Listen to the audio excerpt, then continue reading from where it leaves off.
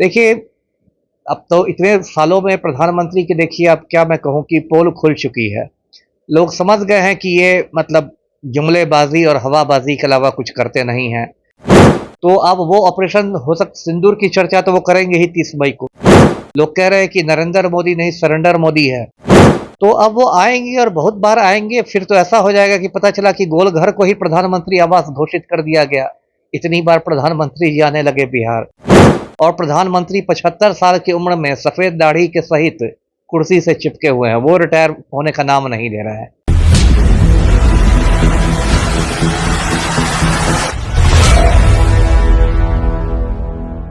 देखिए, प्रधानमंत्री बिहार आ रहे हैं और बिहार आने से पहले जो है वो हलचल तेज है। तमाम तरीके की प्रतिक्रियाएं आनी शुरू हो चुकी है। वहीं कुछ लोग कह रहे हैं कि चुनाव को लेकर प्रधानमंत्री का ये दौरा कई मायने में खास होने वाला है।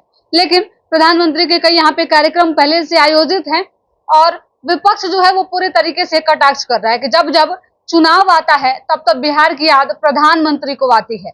इसी मुद्दे पे बात करेंगे, प्रधानमंत्री का दौरा ये कितना खास होने वाला है और इस दौरे में क्या कुछ खास चीजें होंगी। हमारे साथ पूर्व IPS अमिताभ दास हैं। सर, प्रधानमंत्री नरेंद्र मोदी 30 तारीख को बिहार आ रहे हैं, कैसे देखते हैं इसको? अब ये तो आना ही था उनको। इस साल बिहार में चुनाव है, 5 महीने रह गए हैं चुनाव के, तो अभी सभी नेताओं का बिहार प्रेम उमड़ गया है। अब इसी साल आपने देखा कि जो वित्त मंत्री हैं निर्मला सीतारमण, उन्होंने जब बजट पेश किया तो मधुबनी प्रिंट की साड़ी पहने हुई थी, है ना। प्रधानमंत्री ने भी कहा है कि मैं साल में 300 दिन मखाना खाता हूँ, तो अचानक उन्हें बिहार का मखाना याद आ गया है। और अभी हाल के कुछ महीनों में वो 2-3 बार बिहार आ चुके हैं। भागलपुर में उन्होंने कहा था कि नीतीश कुमार तो मेरे लाडला मुख्यमंत्री हैं, तो अभी सभी मुख्यमंत्रियों में पलटू राम ही उनके लाडला हो गए हैं।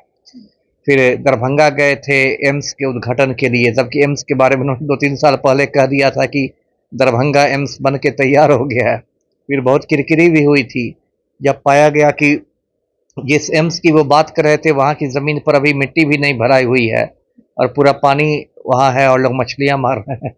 तो बहुत फजीहत हुई थी। लेकिन फिर है, मोदी जी हैं तो झूठ बोलना तो उनके लिए बाएं हाथ का खेल है। तो अब वो आएंगे और बहुत बार आएंगे, फिर तो ऐसा हो जाएगा कि पता चला कि गोलघर को ही प्रधानमंत्री आवास घोषित कर दिया गया। इतनी बार प्रधानमंत्री जी आने लगे बिहार। देखिए, अब तो इतने सालों में प्रधानमंत्री की देखिए अब क्या मैं कहूँ कि पोल खुल चुकी है। लोग समझ गए हैं कि ये मतलब जुमलेबाजी और हवाबाजी के अलावा कुछ करते नहीं हैं। अब देखिए, 11 साल पहले वो तो प्रधानमंत्री बने थे, उन्होंने इस देश को कितने सपने दिखाए थे। कहा था कि 100 दिन में देश का काला धन आ जाएगा, हर हिंदुस्तानी के बैंक अकाउंट में 15-15 लाख रुपए आ जाएंगे, हर साल 2 करोड़ युवाओं को नौकरियां मिलेंगी, 100 स्मार्ट सिटी बन जाएंगे, बुलेट ट्रेन चल जाएगी, है ना। तो दाऊद इब्राहिम गिरफ्तार हो जाएगा, तो ये हो जाएगा, तो वो हो जाएगा। कुछ हुआ नहीं।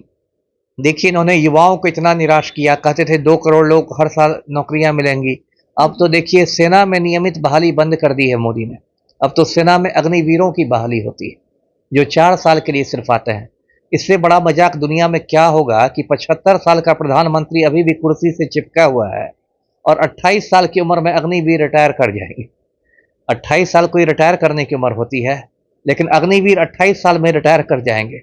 और प्रधानमंत्री 75 साल की उम्र में सफ़ेद दाढ़ी के सहित कुर्सी से चिपके हुए हैं। वो रिटायर होने का नाम नहीं ले रहा है। इसी तरह रेलवे में अब नियुक्तियां आनी बंद हो गई हैं और बहुत लोगों में गहरी निराशा है। और देखिए, इन लोगों ने बिहार चुनाव में सोचा था कि कुछ ऑपरेशन सिंदूर से भी कुछ भाजपा का बेड़ा पार हो जाएगा। बिहार में एक माहौल बनाने की कोशिश की गई थी, युद्ध वाला।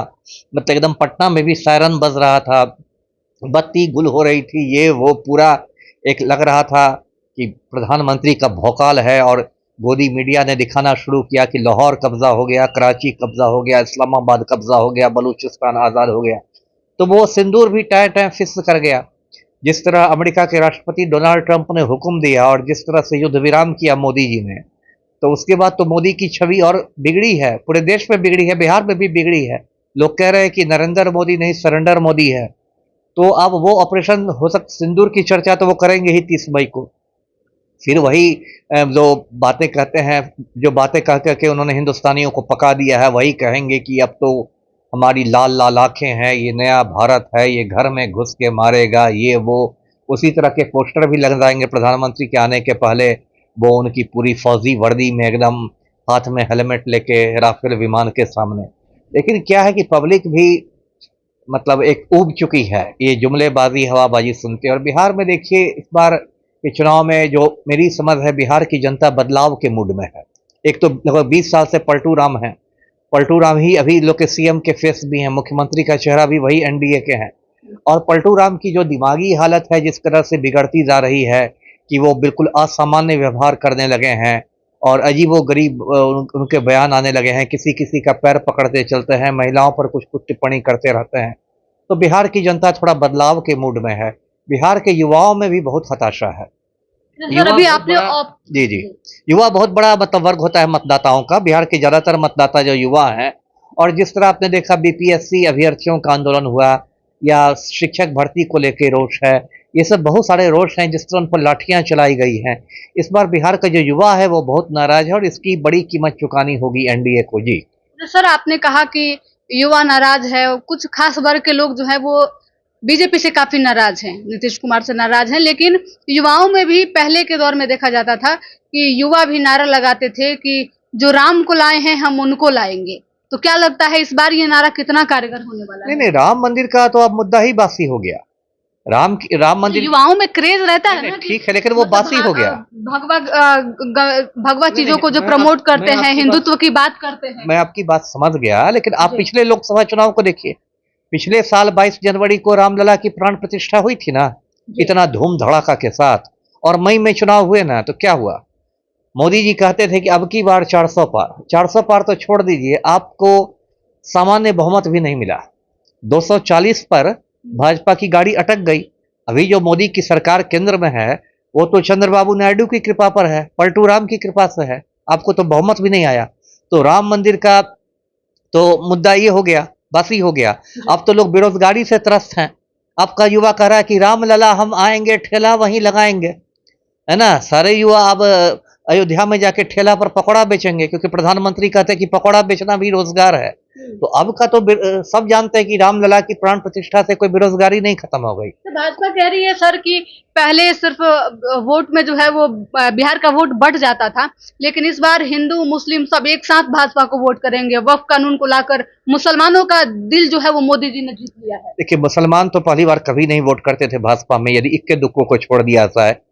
और हिंदू वोट करते थे, उसमें भी ज्यादा जो इनके मतलब ज्यादा आप कोर वोट बैंक कर सकते हैं सवर्ण मतदाताओं को। तो मैं एक और बात आपके दर्शकों को बता दूं कि अभी 30 अप्रैल को मतलब लगभग 3 हफ्ते पहले मोदी कैबिनेट ने जो जातीय जनगणना कराने का फैसला किया है, उसे जो मेरी समझ है, जो सवर्ण मतदाता हैं बिहार के, अभी हम लोग बिहार के संदर्भ में बातें कर रहे हैं, जो सवर्ण मतदाता हैं बिहार के, मतलब अगड़ी जाति के जो लोग हैं, जो भाजपा के एकदम एक तरह से आप कट्टर समर्थक कोर वोट बैंक माने जाते हैं, बंधुआ मजदूर आप कह सकती हैं, उन लोगों में बहुत ज्यादा मोदी को लेके निराशा है।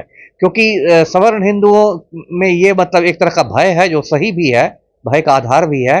उनको लगता है कि जब ये जातीय जनगणना समाप्त हो जाएगी तो उसके बाद आरक्षण की सीमा बढ़ जाएगी, है ना। और देखिए, उसमें भी भाजपा का दोहरा चरित्र उजागर हो गया। जब तक राहुल गांधी जातीय जनगणना की बात कर रहे थे, भाजपा वाले उन पर पूरा हमलावर थे कि राहुल गांधी हिंदुओं को बांटना चाहते हैं जात के आधार पर, है ना।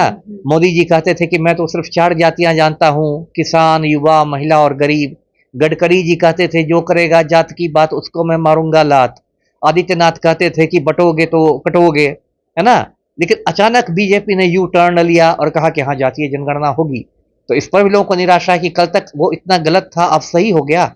और जातीय जनगणना से क्या है, सुप्रीम कोर्ट ने 50% का अपनी ही लगाया हुआ है, उस पर ये रोक लगाई हुई है कि 50% से आरक्षण नहीं हो सकता है। वो इंदिरा साहनी के केस में सुप्रीम कोर्ट का फैसला है। लेकिन बार बार मांग की जा रही है, राहुल गांधी भी मांग कर रहे हैं और बार बार मांग की जा रही है कि पिछड़ों और दलितों की आबादी को देखते हुए 50% की उस सीमा को बढ़ाया जाए।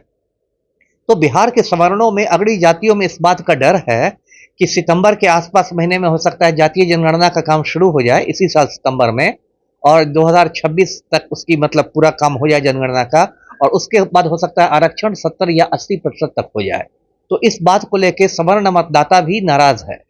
एक और बात मैं बताऊं कि पिछले विधानसभा और इस विधानसभा चुनाव में एक बड़ा फर्क है कि एक नया खिलाड़ी आया है मैदान में काफी दमखम के साथ, जनसुराज पार्टी, जो 2020 में जनसुराज पार्टी नहीं थी बिहार के चुनाव में, लेकिन इस बार तो प्रशांत किशोर कह रहे हैं कि 243 सीटें लड़ेंगे, 242 भी नहीं, मतलब सब के सब पर। तो एक लोगों के पास एक और विकल्प आया है, सवर्णों के पास भी एक और विकल्प आया है। प्रशांत किशोर खुद पांडे जी हैं, ब्राह्मण हैं, उनकी पार्टी के राष्ट्रीय अध्यक्ष उदय सिंह राजपूत हैं, तो सवर्णों को भी कहीं न कहीं स्वर्ण जाति को साधने का प्रयास प्रशांत किशोर कर रहे हाँ, हैं। सवर्ण छिटक सकते हैं भाजपा से। जी। ये भाजपा के लिए इस बार चिंता का विषय है। मैं ये मानता हूं कि कोई प्रशांत किशोर कोई बहुत बड़ा कमाल नहीं करने वाले हैं जनसुराज पार्टी, 5-10 सीटें जीत ले तो बहुत है, लेकिन वो एक वोट कटवा बन के भाजपा को बहुत सारी सीटों में अच्छा खासा नुकसान पहुंचा सकते हैं। जी। तो सर आप देखिए, बिहार में चुनाव है, मोदी जी का दौरा 30 तारीख को होने वाला है।